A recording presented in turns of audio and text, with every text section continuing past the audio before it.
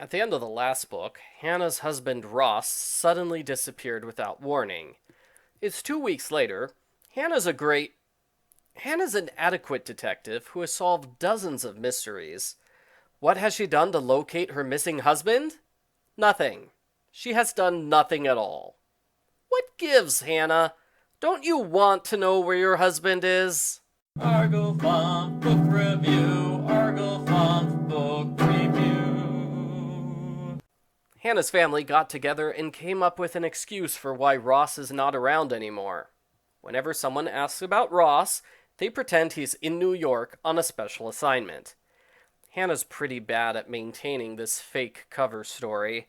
She struggles to think of appropriate things to say, like, "I miss him a lot.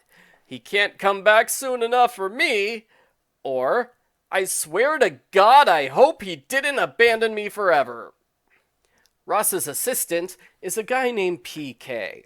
PK borrows Ross's car for a couple of days. He calls that night while driving home. Hannah and Michelle watch in horror as PK crashes the car and dies.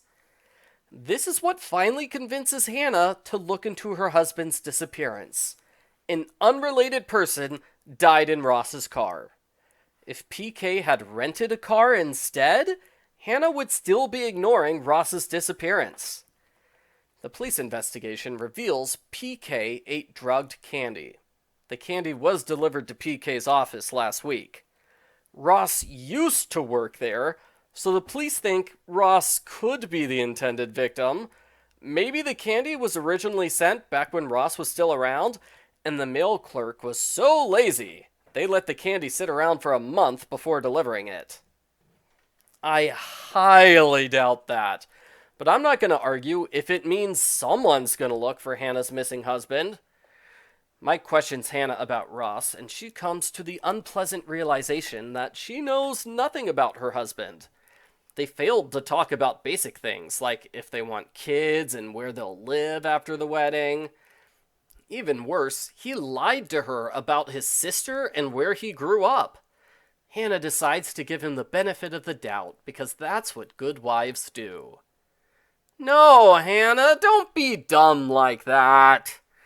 Speaking of dumb, Hannah goes home and checks the answering machine. It says 5.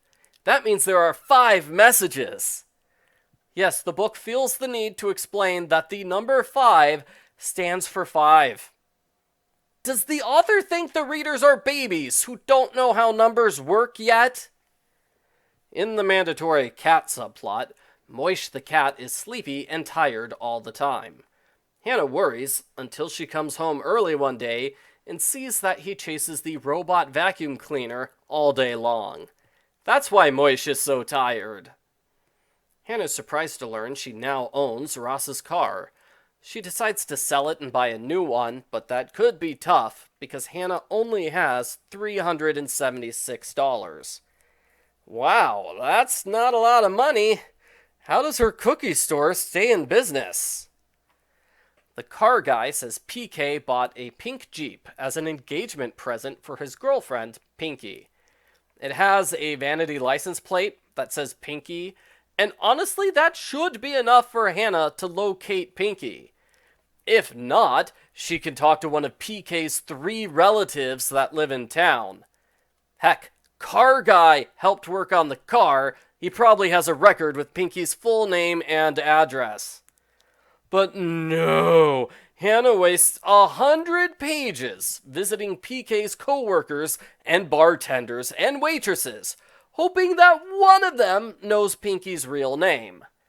Why can't Hannah look people up on the internet like a normal person?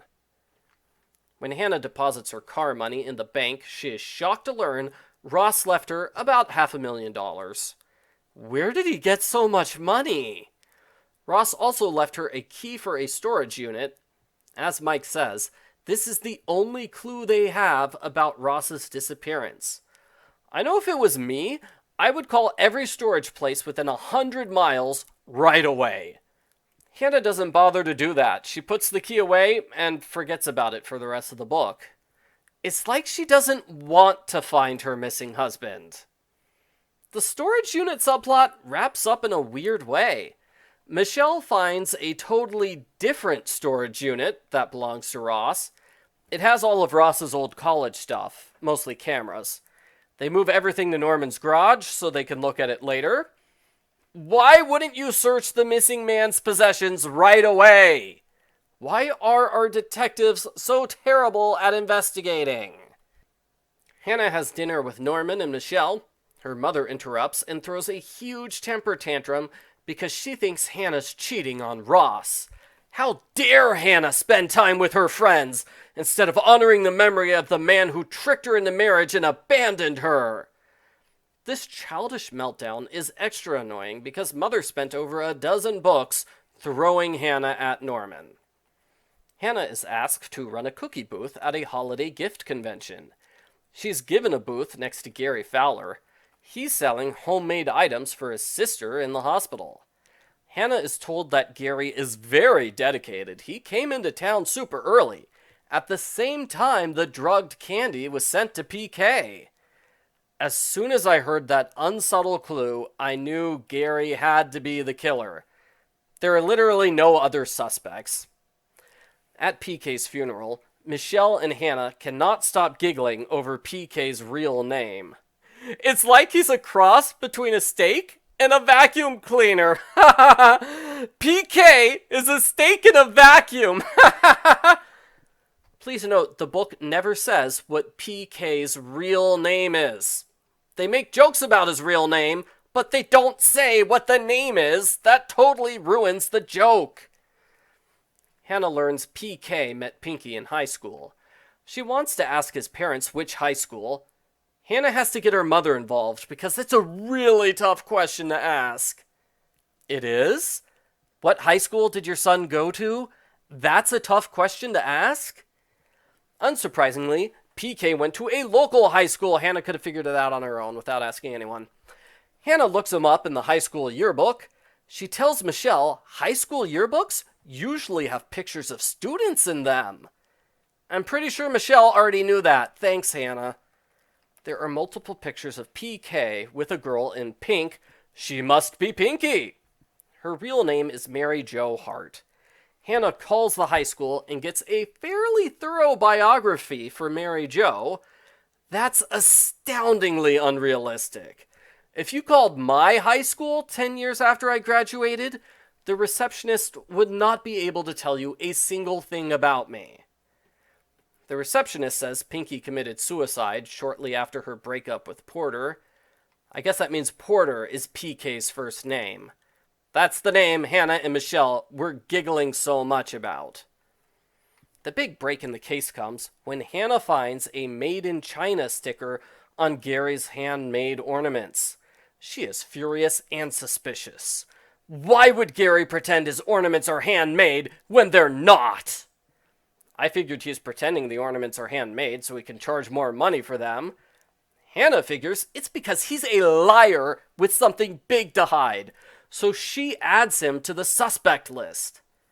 I can't believe Hannah accuses a man of murder because he sold an ornament made in China.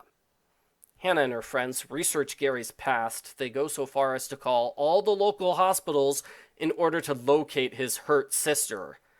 Is it just me, or is Hannah putting far more effort into a Christmas ornament than she is into finding her lost husband? Hannah accidentally spills coffee in Gary's car, which leads to the revelation that the glove compartment is pink. Clearly, he has Pinky's old car. Gary confesses he is Pinky's brother. He killed PK to avenge Pinky's death. Hannah throws coffee at Gary and runs inside until she finds Sheriff Bill, who helps save her. In the last chapter, Mike and Norman have bad news. Similar to the novel Jane Eyre, Ross is secretly married to someone else. He ran away to go back to his first wife. He didn't tell Hannah anything, because the author wanted to end this book on a big cliffhanger to make sure people will buy the next book in the series. The end. Post-book follow-up. Ross's marriage to Hannah was pretty bad. It made me and a lot of other fans very unhappy. If you watched my reviews for those books, you'll know I complained a lot about Ross.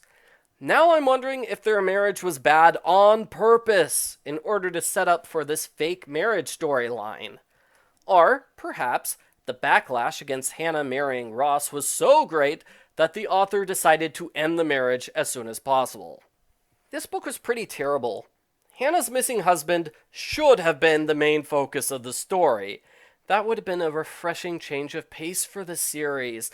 A missing persons mystery instead of yet another murder mystery. Instead, Hannah pretty much ignores her missing husband. She only wants to focus on PK's murder. Like PK is a far more important character than Ross is. As always, food is the main focus of the novel. Over half the book is people eating food and talking about eating food. The murder investigation is bare bones. It's mostly an excuse for Hannah to eat more food. The dialogue's pretty bad too. All the characters sound alike, to the point where I don't think I could tell them apart if you gave me a page with all of the names removed. Around page 200, Hannah and Michelle complained the mystery is really tough since there are no suspects and the time of death is irrelevant. Maybe that's the problem with the book. The author thought up a challenging mystery for Hannah to tackle, then got stuck when they couldn't figure out a good way for Hannah to solve it. So we get 300 pages of nothing. The only progress Hannah makes is finding Pinky in the yearbook. Imagine how much different and better the book would have been with an actual investigation. Hannah should have talked to PK's aunt and parents at the start. She should have searched for Ross's sister, his former fiancée, or maybe the receptionist at his high school, because apparently they're a wealth of information. The only thing I really liked about this book was PK's murder. It was dramatic to have Hannah and Michelle witness the car crash in real time, even though Hannah's not good enough at technology to use FaceTime. Other than that, I would recommend skipping this book. The major reason to read it is to see how it resolves last book's cliffhanger about Ross's disappearance, and it does not. Not really. Hopefully the next book will wrap up the story in a good way, or it will mostly ignore the Ross story in order to stretch it out for another book, like this one did. I give Hannah Swensen number 22, Raspberry Danish Murder, a 1 out of 10.